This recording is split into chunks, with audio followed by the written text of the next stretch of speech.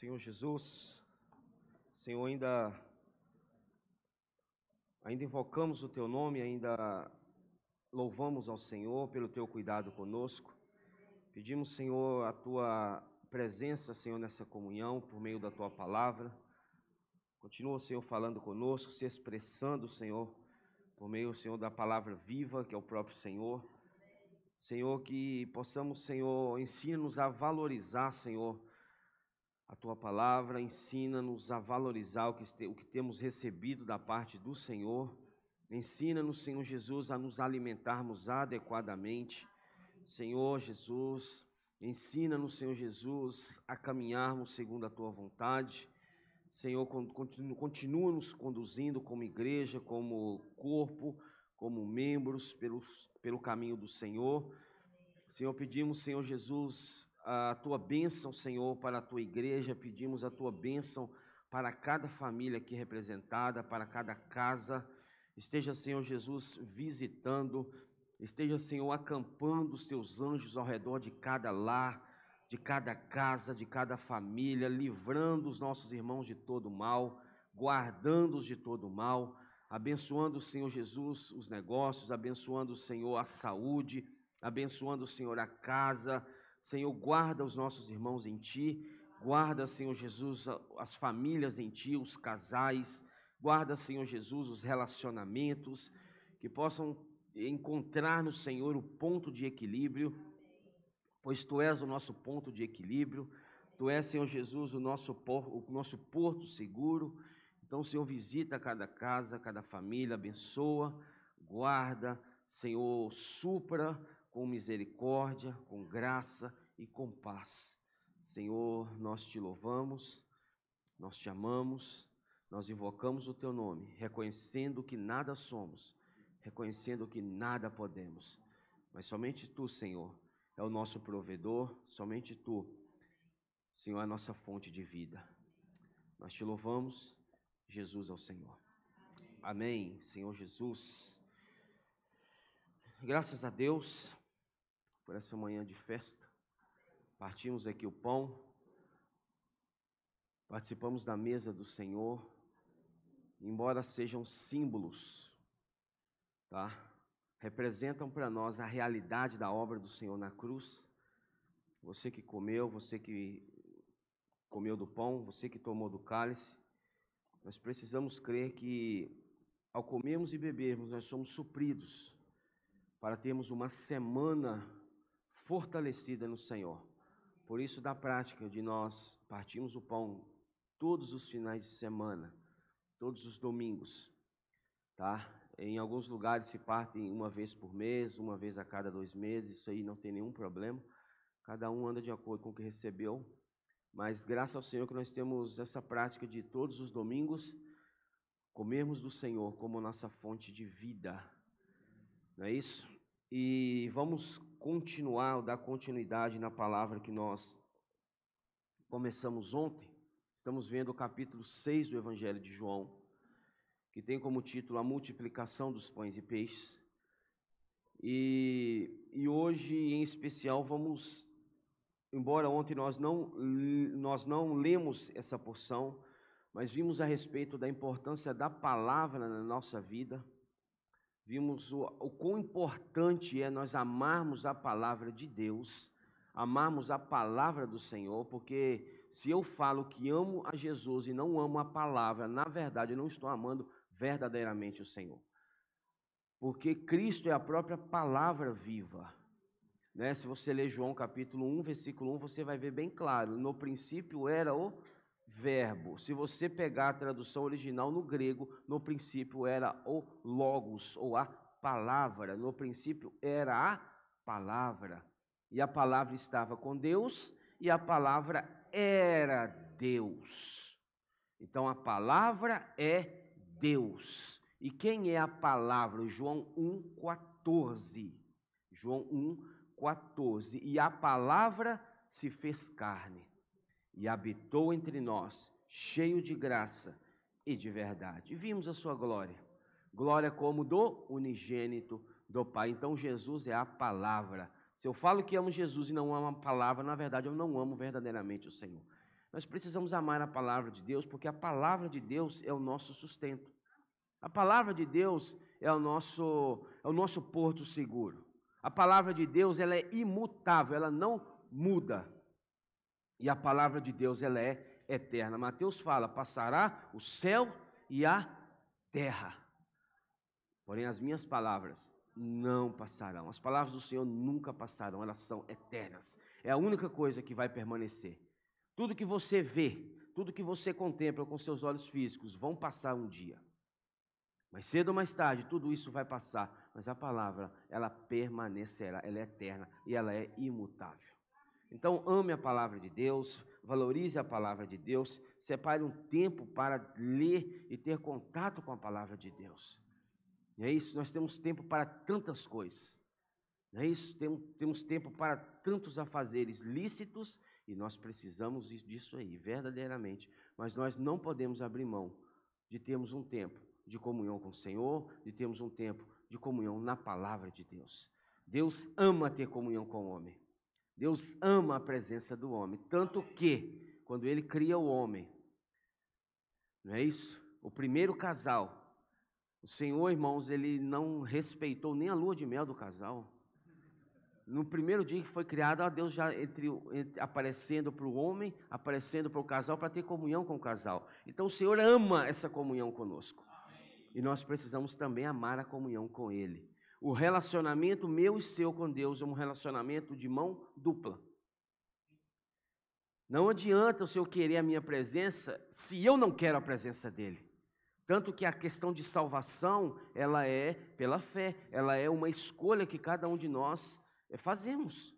Embora o Senhor queira, como Ele fala a Timóteo, é o desejo de Deus que todo homem seja salvo e chegue ao pleno conhecimento da verdade. Mas por que todo homem não é salvo ainda? Porque tem a parte do homem de querer essa salvação. Amém? Então Deus, Ele quer você, Ele ama você, não é isso, independente de quem você seja. O Senhor nos ama. João 3,16, o versículo mais conhecido de toda a Bíblia, talvez. Porque Deus amou ao mundo. Quando fala ao mundo, não é o mundo físico, não. Aqui é o mundo criado, é o mundo, é o homem, é a criação. Quando fala que Deus amou o mundo, Deus amou o homem de tal maneira que deu o seu Filho unigênito, para que todo aquele que nele crê não pereça, mas tenha a vida eterna. Deus enviou Cristo por amor a mim e a você. E nós batemos nessa tecla por várias vezes. Nós também precisamos nos sentir amados. Nós precisamos nos sentir amados. Nós precisamos nos sentir amados por Deus, porque verdadeiramente nós somos amados por Deus. A maior prova do amor de Deus para comigo e com você está na cruz de Cristo. Quando você contempla a cruz, você contempla o amor de Deus. Então, por favor, sinta-se amado, sinta-se amada, embora nós não tenhamos um amor, né? Falamos de familiar, falamos aí de relacionamentos humanos. Às vezes nós baseamos o amor de Deus nos relacionamentos humanos. Não é isso? Às vezes porque eu não tenho uma correspondência de amor para com a outra parte, outra pessoa para comigo, eu acho que Deus age da mesma forma. Mas Deus não é homem. Deus não é homem. A Bíblia fala que ele não é homem para que minta. Isaías fala que Isaías 55 fala que os caminhos do Senhor não são os nossos. Ele está muito acima dos nossos, e os pensamentos dele não são os nossos. Então estão muito acima dos nossos. Então é o seguinte, não interprete Deus pelas suas experiências humanas. Não interprete Deus dessa forma. Porque Deus, ele não é homem. E o amor dele para conosco, irmãos, quando fala amor, é o amor perfeito, é o amor ágape, é o que a Bíblia fala de amor perfeito, sacrificial. Então, nós vamos ver um pouco do Evangelho de João nessa manhã, e avisando os irmãos que logo após a reunião, né, a palavra e o compartilhar, nós teremos o batismo. Tá? Louvado seja o Senhor. O batismo ele não é uma escolha, o batismo é uma ordem. Amém?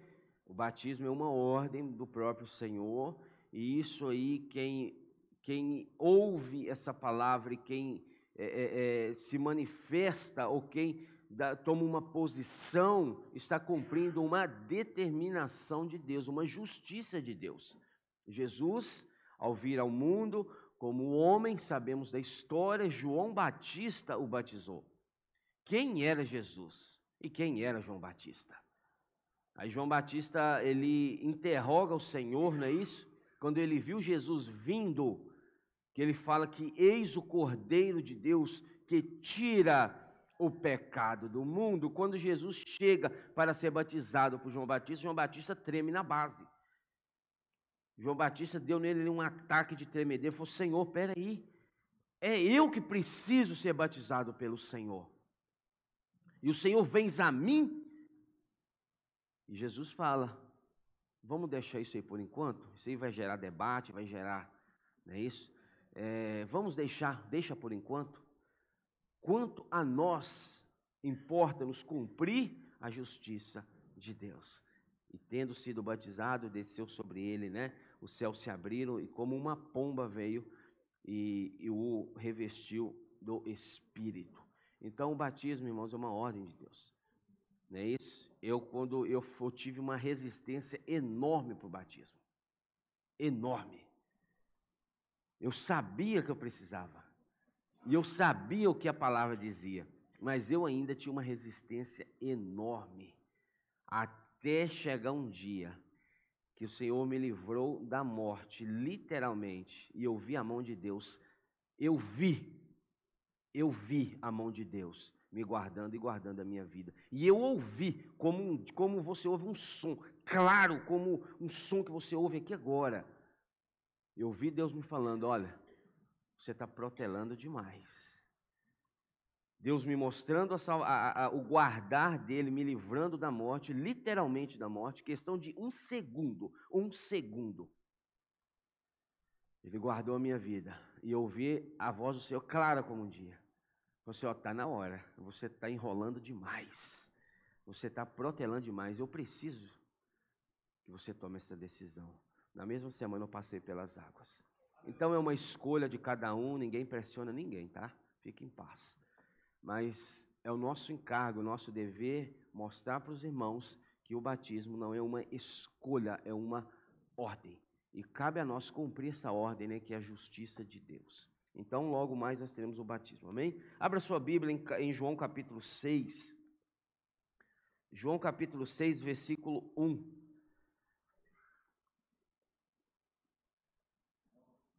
João capítulo 6, versículo 1 fala: depois destas coisas, atravessou Jesus o mar da Galileia, que é o de Tiberíades. Depois destas coisas, a Bíblia, irmãos, nós já falamos, nós já refalamos, vamos falar novamente. A Bíblia originalmente, ela não tem capítulo e não tem versículo, ok?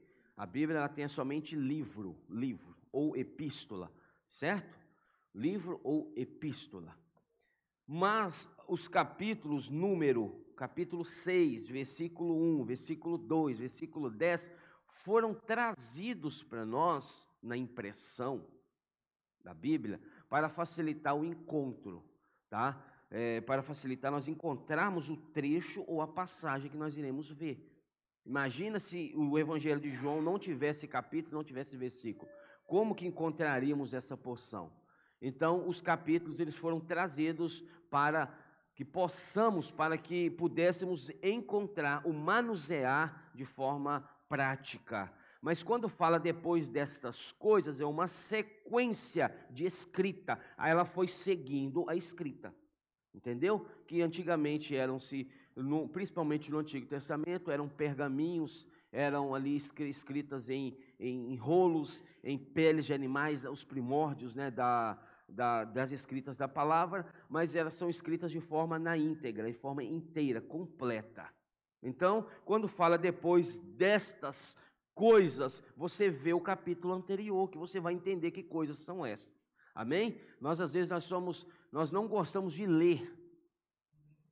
O homem, ele tem o intuito de ler. Isso aí já é o intuito, o instinto natural. Você está viajando, por exemplo, não vou falar todos, mas a maioria, você vê uma placa ali, você já lê ela. É forma automática, entendeu? E nós, mas com respeito à Bíblia, ou à palavra, nós temos uma certa preguiça de ler. Nós brincamos, tá? Não levando a sério mesmo, é uma brincadeira, mas séria, que a Bíblia é o maior sonífero que existe. Se você quer dormir, você pega a Bíblia à noite e lê para você ver, e vai ler a Bíblia à noite. Não dá 5 minutos, já está caindo no pescoço. Já está cochilando, porque a Bíblia, irmãos, o homem natural, o nosso ser natural que ainda habita fortemente em nós, não quer nada com a palavra de Deus. Né? Às vezes tem muitos aí, você pega um texto aí nas redes sociais de várias linhas, né? E você lê tudo. É uma notícia, é um acontecimento, é algo que está, né, atual, algum acontecimento atual. Nós lemos tudo, nós não perdemos nenhuma linha. Agora, com a palavra, eu leio uma linha, eu não quero saber o que aconteceu atrás. Então, quando fala depois dessas coisas, é o capítulo 5 de João. É a cura do paralítico em Jerusalém. É a cura do paralítico no tanque ali, de que ele estava sendo 38 anos ali, à margem daquele tanque, sem ser curado, sem contemplar o milagre de Deus. Então é o seguinte, quando fala depois dessas coisas, é depois do acontecimento do capítulo 5. Depois dessas coisas, atravessou Jesus o mar da Galileia, que é o de Tiberíades. A Bíblia fala mar, mas na verdade não é mar. É um grande lago. Certo? Tiberíades, ele é banhado pelo Rio Jordão. E Tiberíades, ele volta para o Rio Jordão. Então, Tiberíades, se você for em questão de extensão, esse lago, que é o lago de Tiberíades, mas a Bíblia fala mar, ele tem as suas medidas aí atuais. Se eu não me engano, ele tem cerca de 11... Senhor Jesus, 11 quilômetros por 21, 11 por 21, 11 de largura, 21 de extensão, de comprimento. É bem grande, por isso que fala mar, né? Isso você não vê o final dele, é grande. Então, quando fala mar, é questão disso aí, certo? Seguiu numerosa multidão. Seguia quem? A Jesus. Quem que seguia Jesus? Numerosa, e não eram poucos a multidão, né? O número de pessoas que seguiam a ele, porque tinham visto os sinais que ele fazia na cura dos enfermos. Então, o que levava as pessoas, a maioria, não vou generalizar, mas a maioria, que é a numerosa multidão, a seguir o Senhor, Caliane, eram os sinais que ele fazia. E infelizmente, para vergonha nossa, falo como cristão, muitos cristãos hoje seguem o Senhor pelo que Ele faz e não pelo que Ele é. Se o Senhor me abençoa, estou de bem com Ele. Mas agora, se as coisas não estão indo bem para mim, eu não quero saber de Deus. Eu estou chateado com Deus, estou de pirraça com Deus. Quantas vezes nós, né, vamos falando nós, quantas vezes nós não temos pirraça, não empirraçamos contra as coisas de Deus?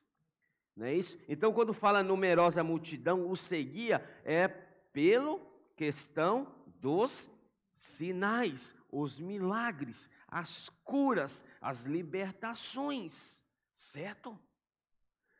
Tanto é que, se você proclamar um evento de cura e libertação, esse lugar não cabe de gente, certo?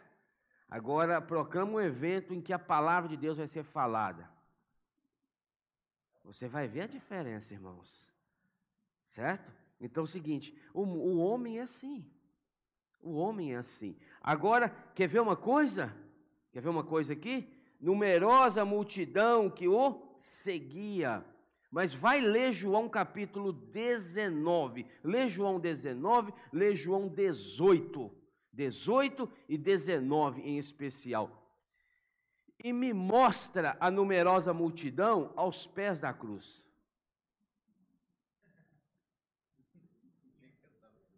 Me mostra a numerosa multidão junto com ele no pior momento da sua vida, que era no jardim de Getsemane. Você não vê. Você não encontra. Irmãos, nós precisamos amar o Senhor. Nós precisamos amar estar com Ele, não pelo que Ele faz, mas pelo que Ele é. Pelo que Ele é. Pelo que Ele representa. Esse é o verdadeiro seguidor de Cristo. Esse é o verdadeiro, aquele que ama o Senhor. Não vamos amar o Senhor pelo que Ele... Sim, irmãos, sim. Se nós o amamos, é claro que Ele vai fazer por nós. Isso aí é sem dúvida. Se Ele... E tem mais, e Ele já faz por nós, mesmo nós ainda não o amando como deveríamos amar. Ele já faz por nós. Ele já tem nos abençoado. Efésios capítulo 1, versículo 3. Deus nos abençoou com toda sorte de bênção espiritual nas regiões celestes em Cristo. Ele já nos ama e Ele já nos abençoa. O fato de você estar respirando agora e o fato de você ter amanhecido nessa manhã maravilhosa de domingo, o fato de você ter amanhecido, abrir os seus olhos, respirar o fôlego, irmãos, já é a demonstração do amor de Deus para com você. Já é a manifestação do amor de Deus e a misericórdia para com você. Lamentações, capítulo 3. Quero trazer à memória o que pode me dar esperança. As misericórdias do Senhor é a causa de não sermos consumidos. O inimigo está doido querendo consumir você. O inimigo está doido querendo consumir a mim e a você. Mas o que barra essa consumição, esse consumir, é as misericórdias do Senhor. E fala mais, Jeremias fala mais em Lamentações. Renovam-se a cada manhã. Grande é a tua fidelidade. Hoje, antes de você abrir os seus olhos, a misericórdia já tinha sido lançada sobre a sua vida. Isso não é motivo de você agradecer? Isso não é motivo de você ser grato? Isso não é motivo de você estar se alegrando? Quanto vale, não é isso? O ar que você respira agora? Quanto vale o seu coração funcionando de forma normal? Bombeando sangue para todo o seu corpo para te manter vivo? Quanto vale os seus rins funcionando agora? Quantas pessoas estão numa cadeira de hemodiálise sofrendo e sofrendo? E nós temos os rins funcionando normal agora. Quanto vale o seu pulmão respirando agora? Quanto vale, irmãos? Quanto vale você estar sentado aqui agora sem sentir nenhuma dor, ou sentar sem nenhum incômodo, sem sofrer nenhuma enfermidade visível? É claro, dor todos nós sofremos, doentes todos nós ficamos, mas eu estou falando agora aqui, quanto vale? Irmãos, precisamos agradecer mais, é ou não é? Fala com o irmão que está do seu lado, precisamos ser mais gratos. Então a multidão seguiu o Senhor pelos sinais que ele fazia, filho. Mas se você olhar Marcos 16,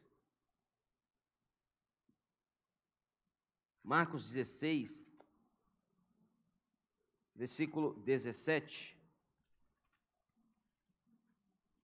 Marcos 16, 17. Olha Marcos 16, 16, falando ainda sobre o batismo, né? Versículo 15, Marcos 16, 15. E disse-lhe, ide por todo o mundo e pregai o evangelho a toda criatura. É interessante isso aqui, eu gostaria de falar novamente isso aqui. Ide por todo o mundo e pregai o evangelho a toda criatura. Certo? Quem crê e for batizado, será salvo. Quem, porém, não crer, será condenado. Aqui fala de não ser batizado. A condenação não vem por não ser batizado. A condenação vem por não crer. Mas quando eu creio, automaticamente eu sou batizado, certo? Deveria ser assim, né? Versículo 17. Estes sinais hão de acompanhar aqueles que creem. Em meu nome expelirão demônios, falarão novas línguas, pegarão em serpentes, alguma coisa mortífera beberem, não lhes fará mal. Se impuserem as mãos sobre os enfermos, eles ficarão curados. Beleza. Estes sinais hão de seguir os que creem. Então, nós que temos uma comunhão íntima com o Senhor, você que tem uma comunhão íntima com o Senhor, os milagres te acompanham, você não anda atrás de milagre. Certo? É o inverso. Os milagres ou sinais te acompanham e não eu acompanho os sinais. Certo? Você vê aqui 1 Coríntios, ainda fala sobre isso, 1 Coríntios 1, capítulo 1. 1 Coríntios capítulo 1, versículo... Senhor Jesus, versículo 18, 1 Coríntios 1, 18, fala: certamente a palavra da cruz é loucura para os que se perdem, mas para nós que somos salvos, poder de Deus. Versículo 21, visto como na sabedoria de Deus, o mundo não o conheceu por sua própria sabedoria. Aprove a Deus salvar os que creem pela loucura da pregação. Então é o seguinte, a salvação ela vem pela pregação, ou pela palavra, ou pela fé, não é isso? Fé na palavra. Versículo 22 fala: porque tanto os judeus pedem sinais. Hoje os judeus, o que eles querem ver? Sinais. Porque eles estão acostumados com sinais. O povo saiu desde Abraão até a saída do Egito, o povo só contemplou o sinal. Certo? O mar vermelho, as 10 pragas do Egito, o mar vermelho se abrindo, o maná descendo do céu, água saindo da rocha no meio do deserto. Então o povo quer o que? Sinal. Para eu conhecer, para eu saber que Deus está comigo, eu tenho que ver alguma coisa. Eu tenho que ver algum sinal, senão Deus não está aqui. Mas, irmãos, hoje na era do Novo Testamento, na era da graça, a presença do Senhor, ela se dá única e exclusiva pela palavra. E onde está o Senhor, aí há sinais, aí as coisas acontecem. Mas a presença dele se faz pela palavra. Por isso que nós valorizamos tanto a palavra. Por isso que se você for numa salinha ali agora e perguntar a uma criança o que é a Páscoa, ela vai te falar. Ela vai te falar o verdadeiro significado da Páscoa. Ela vai te falar versículo, ela vai te falar capítulo. Nós amamos a palavra, irmãos, porque nós precisamos da palavra, e a palavra é a presença. Então, quando 1 Coríntios Paulo fala que tanto os judeus pedem sinais, como os gregos buscam sabedoria, mas nós pregamos a Cristo crucificado, escândalo para os judeus, loucura para os gentios. O que Paulo falou? Olha, o que nós estamos falando agora é escândalo para um e loucura para outro. Os judeus se escandalizam. Os gregos, eles ficam o quê? Eles ficam loucos, não é isso? Porque nós pregamos isso. É a palavra do Senhor. Agora volta para João, capítulo 6. Falamos a respeito dos sinais. E as pessoas os seguiam por causa dos sinais, mas desde os primórdios da humanidade. Desde o início, desde o primeiro casal, Cristo, ele já se manifestava ao homem. Certo? Nós vimos Gênesis capítulo 3, quando o homem peca, Deus providencia uma vestimenta de animal para cobrir a nudez ou o pecado do homem. Ali já estava designando o quê? Um sacrifício de um animal para que a sua pele pudesse tapar a nudez ou o pecado do homem.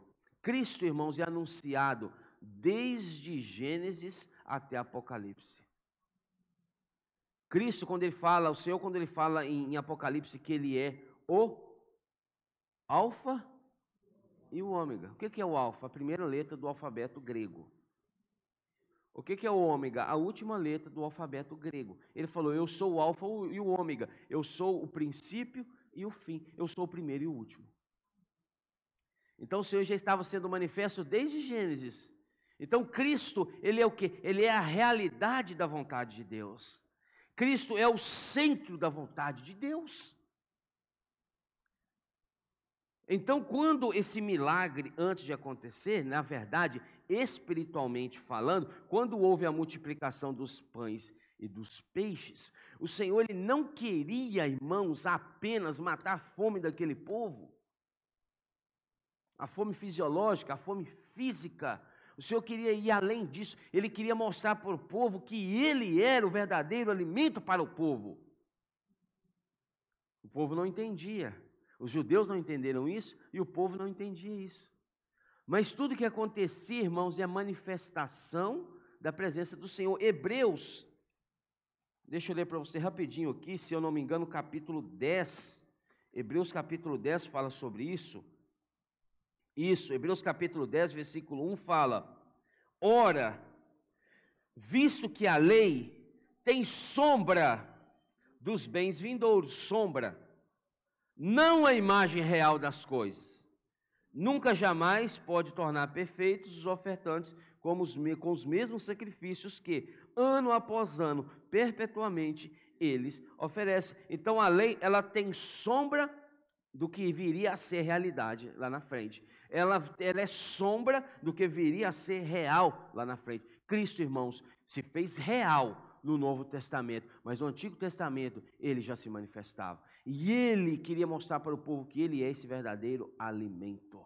Então, o versículo 3 de João 6 fala o seguinte: então subiu Jesus ao monte e assentou-se ali com os seus discípulos. Presta atenção, o mar, aqui nós temos três cenários. Primeiro cenário, a terra seca, onde o povo estava. A terra. Segundo cenário, o mar, que é o mar de Tiberíades. Eu expliquei para você que não é um mar mesmo.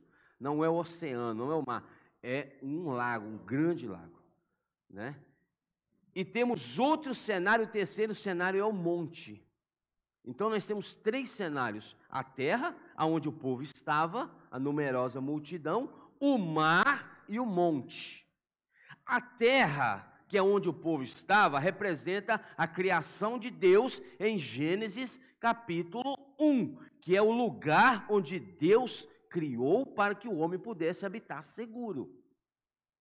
Certo? Então o povo estava no lugar que Deus havia criado para que ele pudesse habitar. A terra representa isso. Mas na frente da terra tinha um mar. E o que o mar representa nessa passagem de João 6? O mar representa o mundo corrompido por Satanás. O mundo corrompido pelo império das trevas. O mundo que é a habitação dos seres das trevas. É tão verdade que eu falo isso, né? Que nós não lemos a Bíblia com atenção. Se você ler buscando diante do Senhor espírito de sabedoria e revelação, você vai ver coisa. Você vai compreender a palavra. Se você ler Gênesis 1, o que fala em Gênesis 1? Não precisa abrir sua Bíblia. No princípio, criou Deus os céus. Só isso. Deus criou os céus e a terra. Presta atenção aqui. Em outras palavras, existia o monte e a terra. Céus e terra. Gênesis 1, 2 fala o seguinte: e havia trevas sobre a face do abismo, e o Espírito de Deus pairava por sobre as águas. Ora, de onde essas águas surgiram? Porque em Gênesis 1:1 fala que Deus não criou o mar e não criou a água. Ele criou os céus e a terra. Apocalipse, no princípio, Apocalipse, se você ler Apocalipse 22, você vai ver, 21, 22, você vai ver que na conclusão da era, na restauração de todas as coisas, ali fala bem claro, e o mar já não existe. De onde saiu a água? Se eu te falar que o dilúvio de Noé, Gênesis 6, não foi o primeiro dilúvio. Gênesis 6 foi o segundo dilúvio. Porque o primeiro dilúvio aconteceu entre os versículos 1 e 2 de Gênesis 1. Aí já é um estudo bíblico, não vou entrar nisso aqui, prometo, não vou entrar. Mas foi nesse intervalo entre os versículos 1 e 2 que houve a rebelião de Lúcifer, quando esse anjo de luz foi expulso para a terra. E quando ele desce para a terra, o homem ainda não havia sido criado, mas a terra já havia sido criada. Criou Deus os céus e a terra, e ele corrompeu a terra. Então, como que Deus acaba com essa corrupção da terra? Da mesma forma que ele acabou em Gênesis 6, águas de dilúvio. Por isso que a água, quando fala o mar, ela é salgada, ela não é doce. O sal, ele serve para quê? Para matar os germes e as bactérias que fazem aquele processo de decomposição. Certo? Então é o seguinte, a justiça de Deus, ela veio entre os versículos 1 e 2 na forma de água. Deus tapou a terra que ele havia criado de água. Por isso que fala que o Espírito pairava sobre e havia trevas embaixo. Quando o inimigo corrompe a terra, filha, estava tudo perfeito. Isaías fala que a terra foi criada perfeita.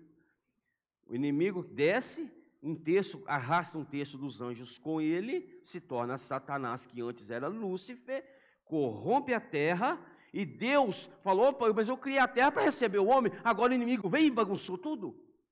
O que Deus tem que fazer? Água cobre todas as coisas, os seres malignos são subjugados aos seus corpos, o Espírito não os corpos, o Espírito de Deus sobre as águas. Por isso que no versículo 10 de Gênesis 1, fala que houve porção de terra seca e separou água de terra. Então é o seguinte, quando você lê a Bíblia, você precisa compreender isso. Voltando para João 6, que eu não quero dar estudo bíblico aqui, João 6, versículo 3, então subiu Jesus aonde? Ao monte. E assentou-se ali com quem? Com a multidão? Detalhe. Quem que estava com ele? Os discípulos. Aonde? No monte. A multidão estava onde? Na terra.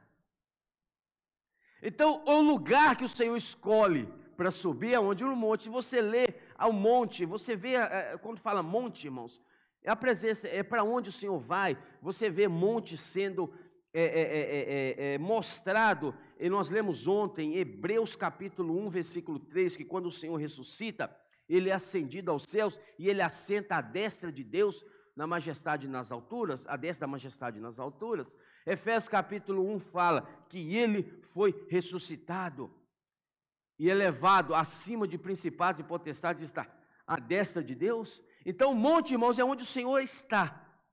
Mas não somente onde o Senhor está, onde Ele deseja que eu e você estejamos. Mas a multidão não estava no monte, quem estava era quem? Os próximos, os discípulos. Então é o seguinte, tem uma multidão e tem os discípulos. Onde nós estamos como cristãos? Estamos na multidão ou estamos no monte com Ele? Aí o versículo 4 fala: Ora, a Páscoa, a festa dos judeus, estava próxima. Falamos uma mensagem aqui semana passada, no domingo, sobre o real significado da Páscoa. O real significado da Páscoa. Ah, mas eu não estava presente. Todas as mensagens que são faladas aqui ficam gravadas, tá? Tem uma câmera ali, ó, tá vendo a câmera, ó? Tem irmãos acompanhando de casa, tem uma câmera ali, aquela câmera, ela grava toda a reunião, toda a mensagem e fica gravado no canal da igreja no YouTube. Você só procura Igreja em Carlos Chagas, que lá tem todas as mensagens que você quiser ouvir novamente. Então, ora, a Páscoa, a festa dos judeus, estava próxima. Versículo 5, então Jesus, erguendo os olhos e vendo grande multidão, que grande multidão vinha ter com ele, disse a Filipe que estava do lado, que Filipe era um discípulo, onde compraremos pães para lhes dar a comer? Jesus já sabia, olha o que aconteceu aqui, versículo 6, mas dizia isto para experimentar Filipe, porque ele bem sabia o que estava para fazer. Irmãos, o Senhor, ele é onisciente. É o único que conhece todas as coisas, é o próprio Senhor. O inimigo não é onisciente, já falamos sobre isso aqui. Ele não é nem onisciente, nem onipotente e nem onipresente. O único que é o Senhor. E ele já sabia o que ele iria praticar naquele dia. Mas ele pergunta a Filipe para quê? Provar Filipe. Para experimentar. E nós somos experimentados todos os dias pelo Senhor, né, Bia? O Senhor nos experimenta. Ele sabe o que vai acontecer, mas Ele nos experimenta. Aí o que acontece? Jesus falou, olha que tanto de gente, Filipe. Presta atenção nisso aqui. Onde que nós vamos encontrar pão para alimentar essa turma? Pão físico. Porque o verdadeiro pão de João capítulo 10 já estava, o verdadeiro alimento já era Ele. Certo? Então, João 6, perdão. Então, versículo 7. Respondeu-lhe Filipe, não lhes bastariam 200 denários de pão, para receber cada um seu pedaço. 200 denários. O denário era um pagamento bem feito por um dia de trabalho, ou um dia de serviço. Bem pago. Então, eram cerca de 200 dias de trabalho para comprar pão para essa turma. Presta atenção, irmãos. O Senhor estava mostrando o espiritual. Jesus queria revelar para eles o espiritual. Mas Filipe olhou com os olhos humanos, terreno, falou, opa, aqui nós vamos ter que ir lá na quitanda comprar, ou na padaria, que não vai ter pão, que eles não têm pão para essa turma toda, também nós estamos mais ou menos enrolados, Senhor. Porque onde nós vamos achar pão para essa turma toda? Aí versículo 8 fala, um de seus discípulos, chamado André, irmão de Pedro, informou a Jesus, está aí um rapaz que tem 5 pães de cevada e 2, ele ainda usa o termo peixinhos. Ou seja, não é nem peixe, irmãos, porque quem pesca sabe, ou você pesca peixe ou você pesca peixinho, que tem aquela diferença. O negócio era tão, era efêmero, era algo ali, Senhor, 5 pão e 2 peixinhos, eu ainda falo peixinhos, lambari, 2 lambarizinhos aí, Senhor Jesus, mas, isto que é para tanta gente? Olhou, 5 pão, a multidão, a gente não sabe mais ou menos em números exatos quanto que era, mas era bastante gente. Olhou, é o GFCM, né? Aí vocês mais ou menos não estão esperando aquela quantidade, né? Né, Iane? Aí você olha a turma, opa! Agora complicou, não é isso? Não é isso? É mais ou menos isso aí, você entende agora o que é isso. Você olha porque você fez para o lanche, né, Caliane? Aí você olha, estamos esperando mais ou menos uns 6 a 7 irmãos, chega 20. E agora? E agora? Irmãos, Que é isso para tanta gente? Alguém vai ter que ficar sem comer, né? Que é isso para tanta gente? André perguntou. O segredo está aqui. Irmãos, presta atenção. O segredo não está no número de gente, de pessoas, e o segredo não está nos pães e nos peixes. O segredo está no versículo 10. Disse Jesus. Ah, Senhor Jesus, é a palavra. Não importa o número de pessoas, não importa o número de pães e peixes. O segredo está quando Jesus diz. Irmãos, pode ter milhões de pessoas e pode ter milhares de milhões de pães e peixes. Se Jesus não falar, nada acontece. Nada acontece. Certo? O segredo está na palavra. Disse Jesus. Fala com o irmão que está do seu lado. Disse Jesus, bem forte. Fazei o povo assentar-se. Eu imagino a cara de Filipe. Ou André, né? Peraí, ele levou a sério isso. Ele vai querer alimentar esse tanto de gente com essa... Quando o Senhor falou, fazei o povo assentar-se, pois havia naquele lugar muita relva. A relva, ela tem um significado muito grande, que a relva, não é isso? É o mesmo de pastos verdejantes de Salmos 23. É um lugar de descanso. O Senhor falou, olha, fala para o povo descansar. Sentar, ficar tranquilo. Irmãos, quantas vezes nós não arrancamos o cabelo da cabeça por causa das coisas, por causa do sustento, por causa de coisas que acontecem na nossa vida, mas o Senhor é um Deus de descanso, o Senhor é um Deus de ordem. Quando Ele falou, fala para o povo assentar, Ele falou, fala para o povo ficar tranquilo, fala para o povo ficar em ordem, é isso que eu estou cuidando das coisas. Irmãos, a diferença está, não, como eu disse, não no número de pessoas, não no número de pães e peixes, a diferença está em quem estava ali, ou nas mãos de quem estava aquilo ali. O Senhor falou, senta todo mundo. É ordem, Deus é um Deus de ordem, Deus não é um Deus de bagunça, Deus não é um Deus de confusão, Deus não é um Deus, irmãos, que deixa faltar nada. Aos olhos de Filipe, aos olhos de André, ia faltar aí muita coisa. Eu imagino eles olhando para aqueles 5 pães e peixes, não tem nem para nós, eles contam mais para essa turma. Fazer o povo assentar naquele lugar, muita relva. Relva é lugar de descanso, Bia. É pasto, não é sentar na pedra, não é sentar no deserto, não, é sentar na relva. Lugar de descanso, lugar de paz. Assentaram-se, pois, os homens em número, aqui fala o número, de quase 5.000. Só homens, não fala mulheres e crianças, né? Versículo 11. Então, Jesus tomou os pães. Aqui está o segredo também. Quando os pães estavam nas mãos do jovem ou de André, não tinha nenhuma, não iria fazer nenhuma diferença.